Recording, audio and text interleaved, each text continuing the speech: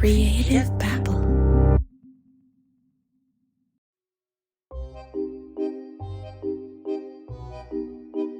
When I was a kid, I would take 2-wire clothes hangers, untwist them, straighten them out, and then bend them 90 degrees. I loosely held both steel wires in my hands and followed my grandfather's footsteps. He told me that this is how they used to search for water in Cuba before they dug a well. It's been years since I've used dowsing rods to locate water, so I went on Amazon and bought myself a really nice set of copper dowsing rods. The idea is simple. Simply hold the 2 L-shaped wires parallel from each other, facing forward. If the wires cross, that means you are standing over your target. Legend has it that dowsing rod methods can not only help you detect water, some people believe it could help you find gold, silver, treasure, even objects from beyond this world. That's right, there's another term for dowsing rods. Some people call it divining rods, because its use allows you to tap into the spiritual world. Okay, a lot of people are not going to believe in this, but I am a believer, and you need confidence in it too. Somehow, holding these 2 pieces of metal gives you the power of an oracle, where you could detect spirits in your presence, answer life's toughest question. Is it best for me to buy this boat at this time in my life? Yes or no? Yes, simply talking to these 2 pieces of metal taps into energy from another realm that's much smarter and wiser than the putts holding it. Dowsing rods or divining rods are also known as witching rods because back during the colonial times, those people who can magically find water or gold were thought to be witches. If you listen to the show long enough, you know that I'm a skeptic. But I actually always believed that dowsing rods worked. I just kind of accepted it, at least for finding water. But after researching this ancient practice, I find some of its usage quite funny. Like the fact that people talk to these rods, as if these metal wires speak English. To start dowsing, you need to form an association with the rods. Now, to form an association with the rods is asking questions.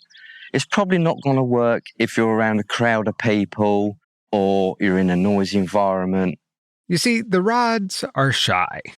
The first question we ask is, what way would you go for the answer yes? And as you can see, my rods are crossing. Then the gentleman in the YouTube video asks the rods what they would do if the answer is no. As you can see, you only need a little bit of movement, but no is opening up. So now I've worked out an association with my rods. Now that he's been properly introduced to his rods, it's time to get to work. Is there any buried silver in this field? There is buried silver in this field. Good. Can you point me towards the nearest buried silver? See how both the rods are pointing in that direction? That's where we're going to walk. I've watched this 6-minute video. The guy walked right up to the buried silver, but apparently he didn't bring a shovel. What a letdown. But take his word for it, there's silver down there somewhere. People say dowsing rods can answer lots of things. Let's say you lost something very important. Perhaps your car keys, in the living room, in the kitchen. That's right, dowsing rods or divining rods can not only find your missing car keys, it can also help you find your missing loved ones. And that's what this new series is all about. Some people believe that dowsing rods and other pseudoscientific techniques can help find dead bodies and unmarked graves. I'm not kidding. Dowsing rods are being used by police departments even today to find human remains. And sometimes that evidence is allowed in court. I'm Javier Leiva, and this is Pretend. Stories about real people pretending to be someone else.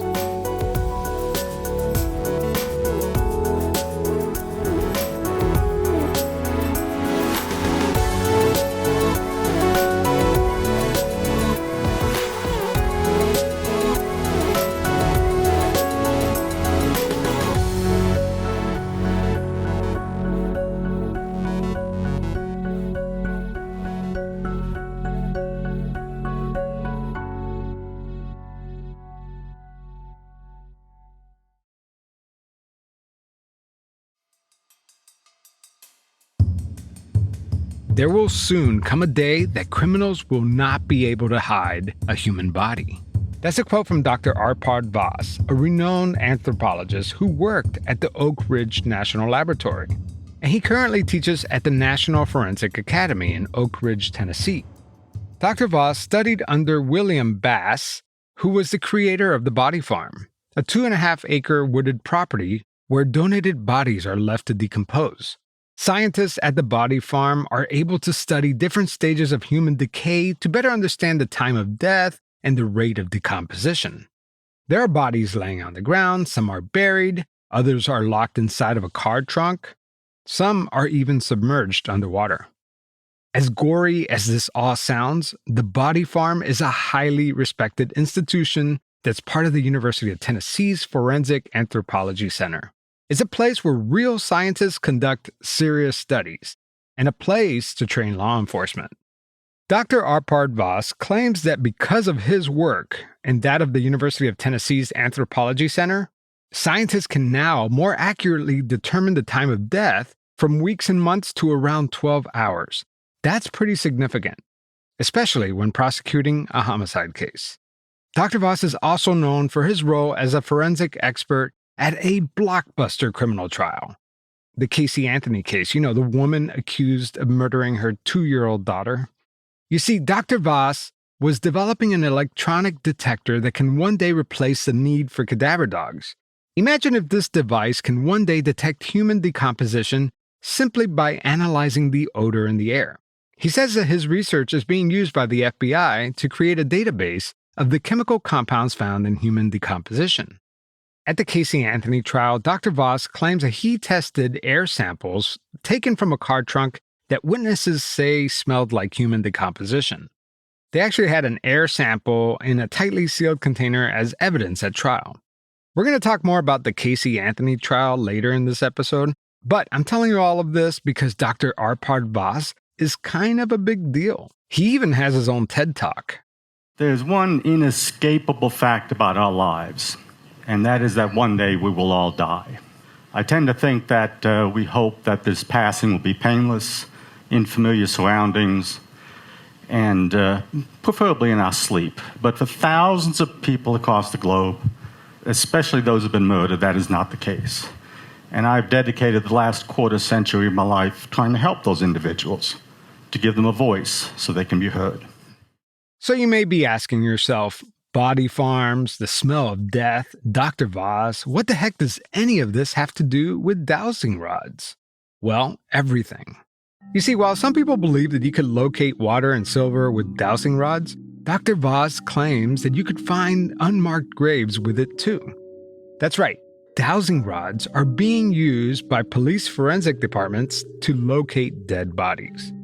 I reached out to Dr. Vass to see if he could explain to me how the same technology used to find water can also find people buried underground. I didn't hear back from him, but I did get an email from a colleague of his named Michael Hadsell. Michael told me that Dr. Vass had been, quote, screwed by podcasts in the past and asked if Hadsell could talk to me in his place. So I gave Michael Hadsell a call. Hi, Michael. It's Javier from the podcast. Oh, hey, how are you doing? Michael Hadsell runs a nonprofit called Peace River Canine Search and Rescue. Their mission is to find the missing, whether it's in a natural disaster or a potential crime scene.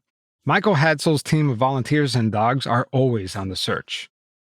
We have tracking dogs, we have horses, we have drones, and we've got canines, tracking dogs, and area search dogs, and we also maintain cadaver dogs.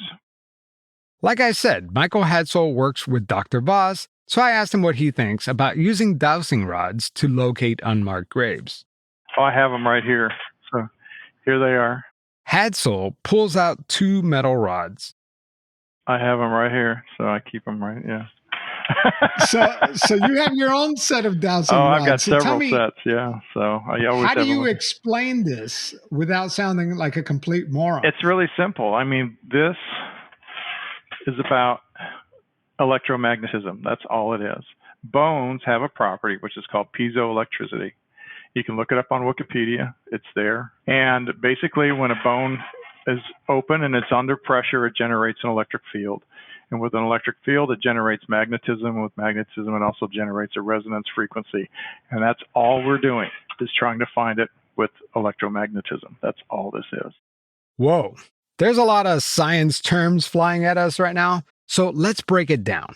He mentioned piezoelectricity. Piezoelectricity is a real thing. It's a phenomenon where applying force to certain materials actually produces electricity flow. Think about an electric guitar.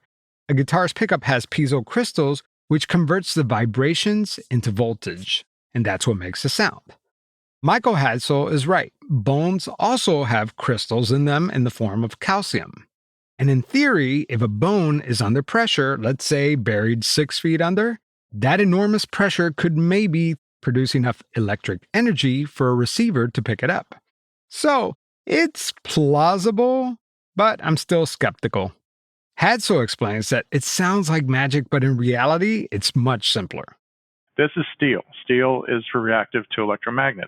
So it reacts to magnetism, and that's what we use it for. That's all it is. It's not some kind of big hooky-pooky witch and sticks. We're not doing seances at night trying to get these things to work or anything like that. We don't do that. This is just strictly electromagnetism. That's all it is. You are perfectly comfortable using the dowsing rods to zero in on the grave shaft, is what you're saying. Yep. So it's more Absolutely. of a precision tool, in your opinion. Right. It's getting us closer. And even then, sometimes it doesn't, because the body has spread out or parts of it is spread out. You'll find these things will get you around it, but maybe not right to it, because they're that sensitive that they do that. And usually the way we know it is when we get on top of it, this piece here will start spinning in a 360 like that. When you're on top of the body, it'll just start spinning because it doesn't know which way to point. So it's just trying to point at everything. You have bones. I mean, I'm not trying to be ignorant, but you have bones. Why isn't it pointing at you? Because it's covered with flesh. Once the flesh goes away, the bone's exposed. And once the bone's exposed, then that's when the piezoelectric resonance frequency takes effect. Do you use it all the time? Like every time you're out? I used it yesterday and found 3 historical cemeteries yesterday with these. Wow. So it works like a charm. Like, are there times that it doesn't work? There's times, it's going to point to anything that's giving off a magnetic. And so is it 100% reliable? No. But nothing in this world is 100% reliable. Cadaver dogs are not 100% reliable. Ground penetrating radar is not 100% reliable. Photo imagery is not 100% reliable. In other words, Hadsell tells me that dowsing rods are just another tool in their arsenal. But if you ask him, it works like a charm. But I'm not convinced. After the break, we are going to hear from a seasoned homicide investigator who actually took Dr. Vass's 1-week course at the National Forensic Academy. Let's see what he has to say about dowsing rods.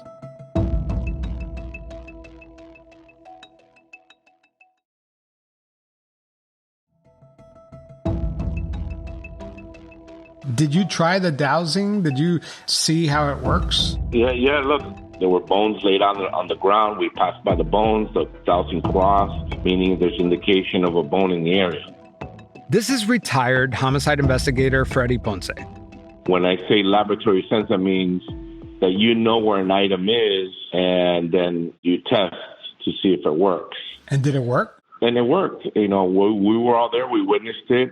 Several of the students got up and tried it themselves, rocked by the bones, and the dowsings, they crossed.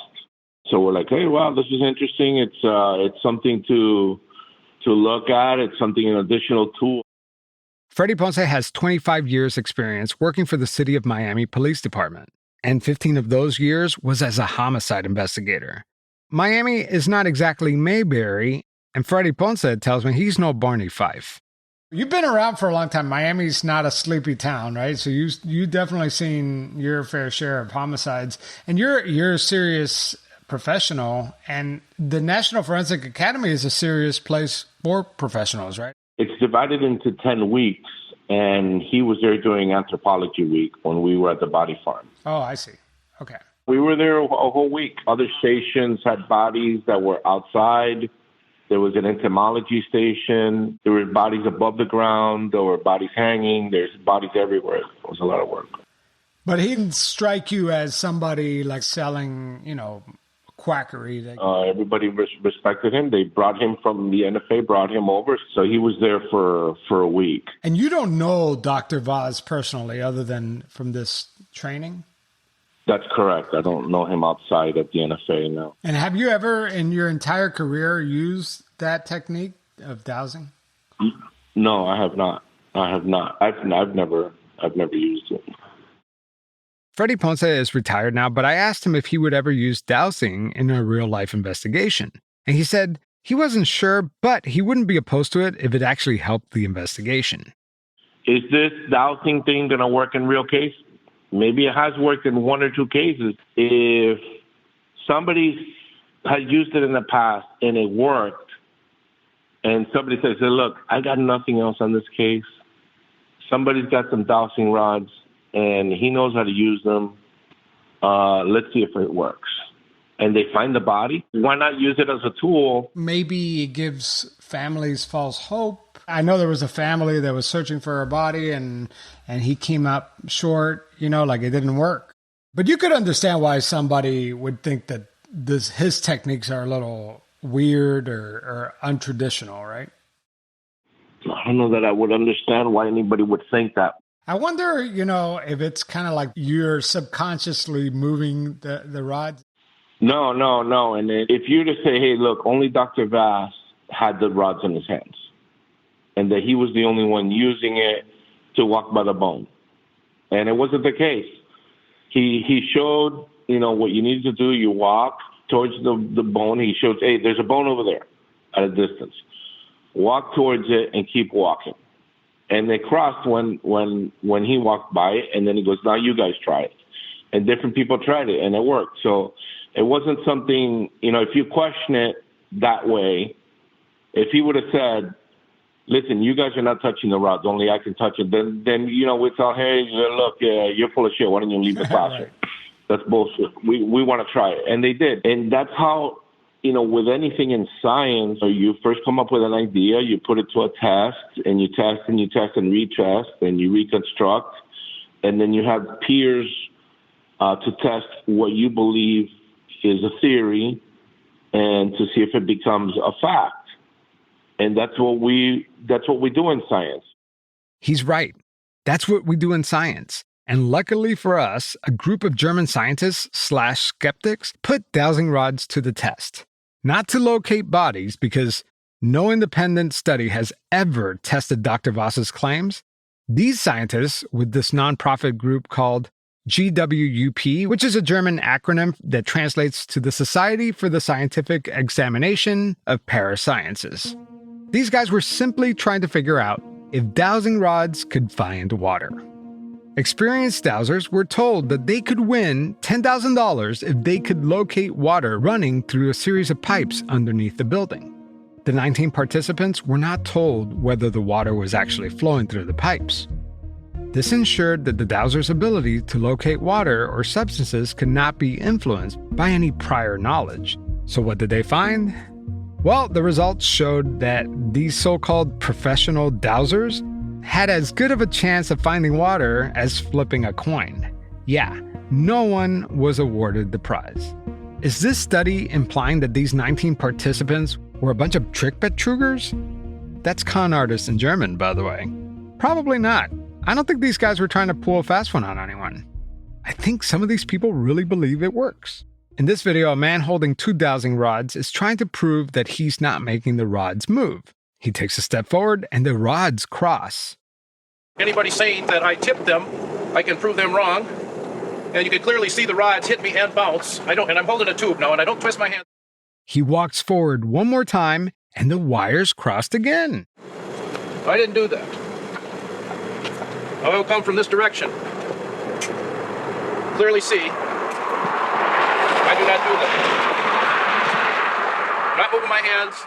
This man may not realize it, but even the slightest movements, which are not always visible to the naked eye, can subconsciously make the rod swing in whichever direction he wants to go.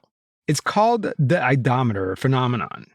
Scientists from Tel Aviv University studied this effect and found that using a motion capture system, participants holding a pendulum on a string over a piece of paper with the words yes or no didn't make the pendulum swing a particular direction. In fact, very small movements of the arm is enough to produce a relatively large pendulum motion. It doesn't matter how still you hold your hands. According to this study, your mind is playing tricks on you. I'd like to introduce you to Chris Fabricant. And if you've ever used a Ouija board, everybody swears they're not touching it. And it feels really legit, right? That it's kind of moving on its own, and this whole thing. Chris Fabricant is the Director of Strategic Litigation at the Innocence Project and author of the book Junk Science and the American Criminal Justice System. There's obviously no science to a dowsing rod. That's hogwash. It's incredible that it's used in any case where life or liberty is at issue. I mean, all junk science sounds plausible to some extent, right? That's the beauty of junk science, is that, it can say whatever you need it to say. It sounds superficially plausible, particularly if it's being introduced by somebody that you need to call a doctor and is in a white lab coat and is using a lot of scientific terminology. So let's get back to Dr. Arpard Vass.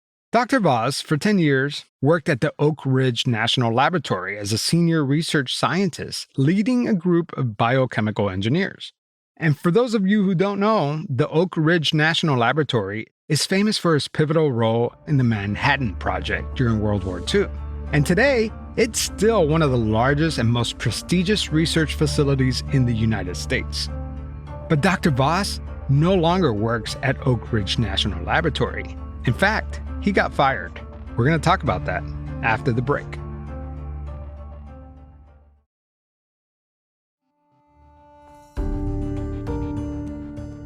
So, if dowsing can't reliably find water, can it really find bones?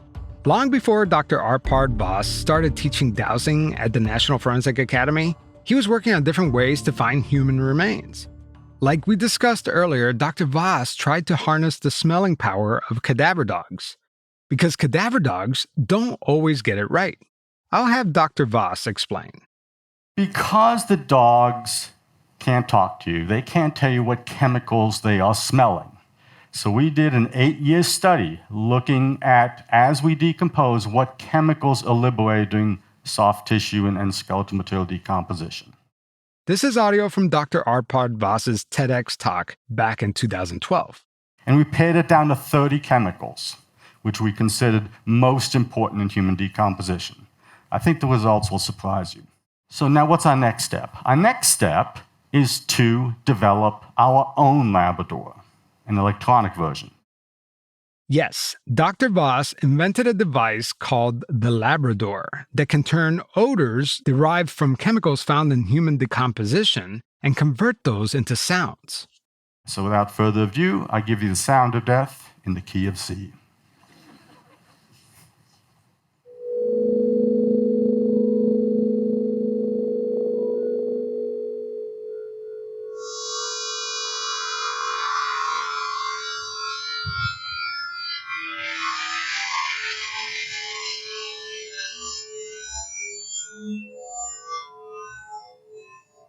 And now the pig.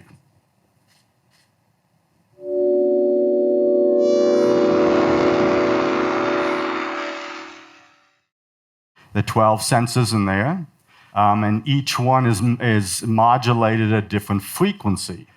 To date, these chemical signatures have led to the discovery of over 100 clandestine graves.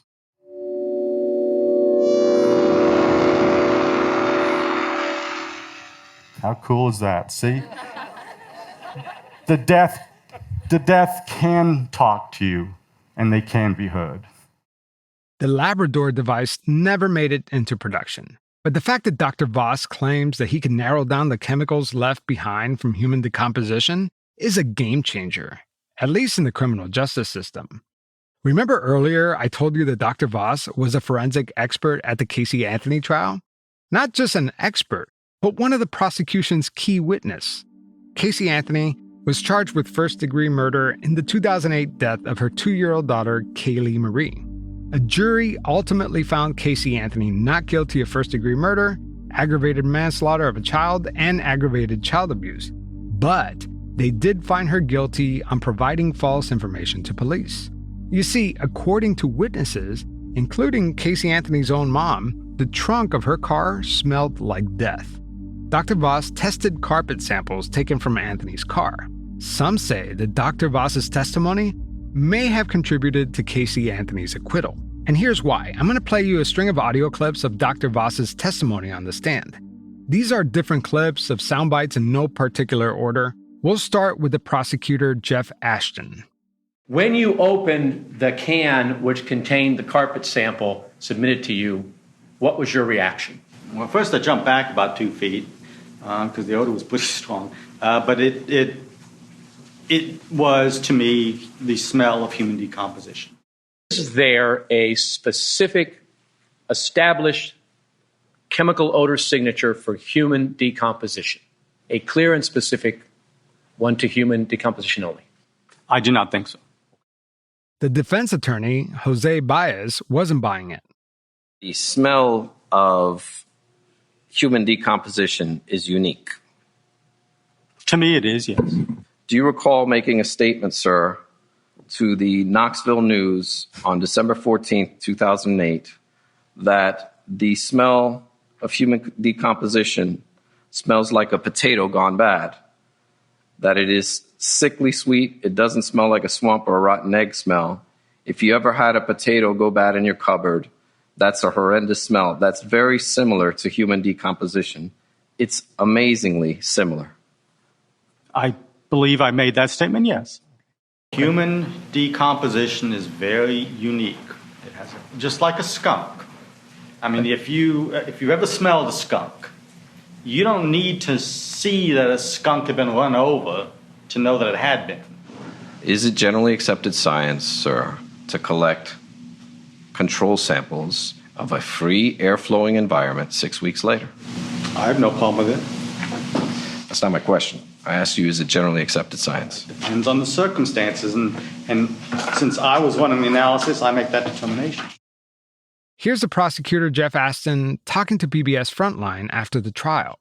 There was a stained area in the carpet that appeared to be possibly the source of the odor.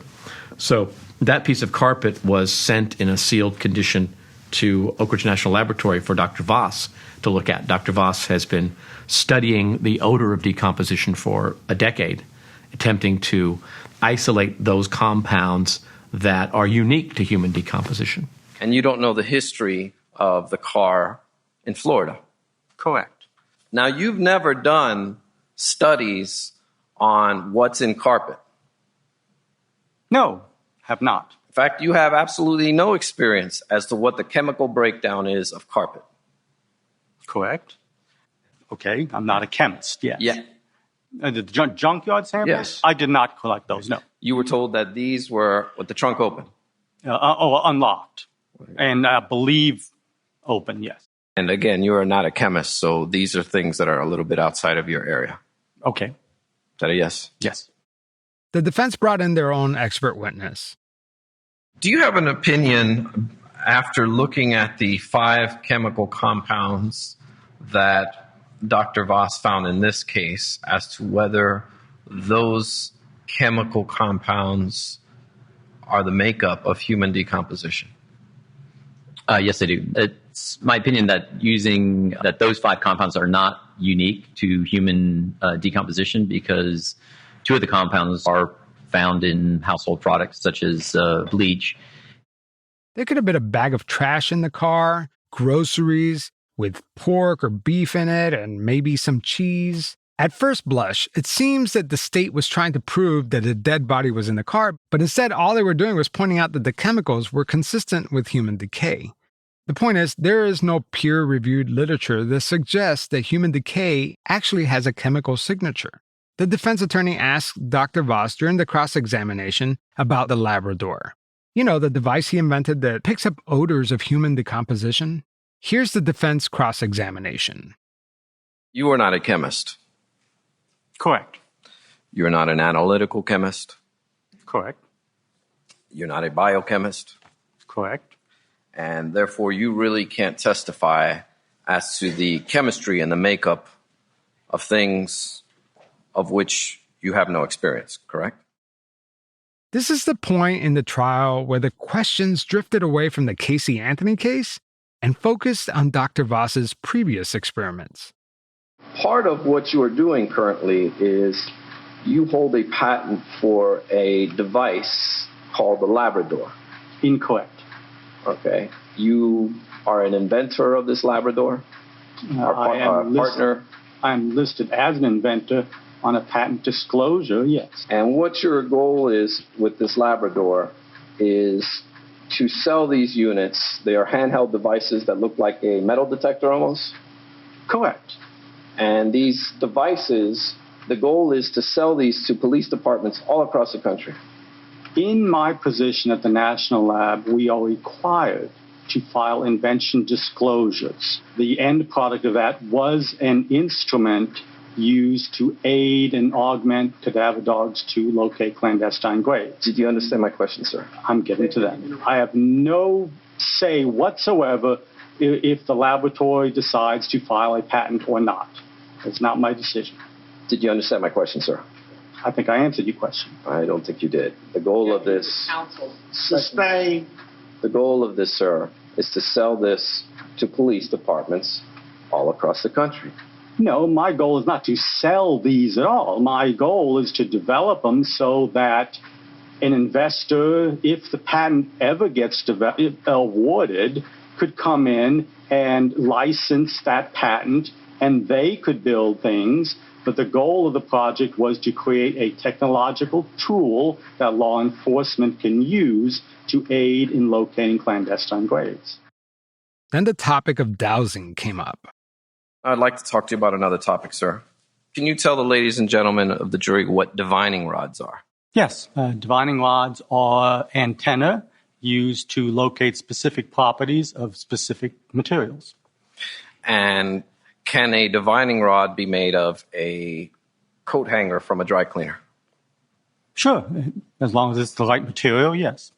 And have you taught on this subject to use coat hangers to find hidden graves? Absolutely. It's a hobby of mine, just like stamp collecting, coin collecting, and it teaches wonderful scientific principles.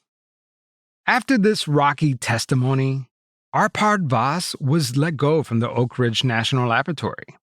Now, Oak Ridge National Laboratory won't say whether their decision had anything to do with the Casey Anthony testimony, but the timing was suspect. Here's Arpard Vass's colleague, Michael Hadsel, again. You asked about what happened where things happened went wrong for him, and that was Casey Anthony, the Casey Anthony case. Some people don't belong on the witness stand. I mean, he is not a good testifier. You know, when you get him up there, he's an academic, right? Right. And he has a little bit of a speech problem, and so he comes off as kind of odd, you know, at times when he talks. Now, the thing about the Casey Anthony case is that everything that he said was absolutely right. And in the long run, it was proven to be correct. The bad part was that the state attorney's office should have jumped up and, you know, defended him at times when the other lawyer was setting him up. And because Arpad's not skilled in where this attorney was going with this thing. And I remember watching it at home and thinking to myself, watch out, you know. You talk about cancel culture. I think he was probably one of the first victims of cancel culture that I ever saw. People just started torpedoing him left and right. And of course, Arpad didn't come out and defend himself, and he should have, you know, but he won't. It affected the fundraising. Okay, so universities work on fundraising too, and you have to bring money in to help, you know, grants and all this other stuff. Well, it affected him in that capacity, and he ended up being let go. But Arpard Vass's career is nowhere near over. He has a few more inventions up his sleeve, and this next gizmo could be one of the most significant inventions ever created. If this thing actually works, it's right up there with artificial intelligence, self-driving cars, or mapping the human genome. So here's the pitch. Dr. Vass claims that he can find your great-great-grandfather's grave using DNA found in your fingernail clippings with, get this, 92% accuracy. He calls this invention the quantum oscillator. We're going to talk about this invention in part 2. I also got a hold of Dr. Vass and asked him a bunch of questions. That's next time on Pretend.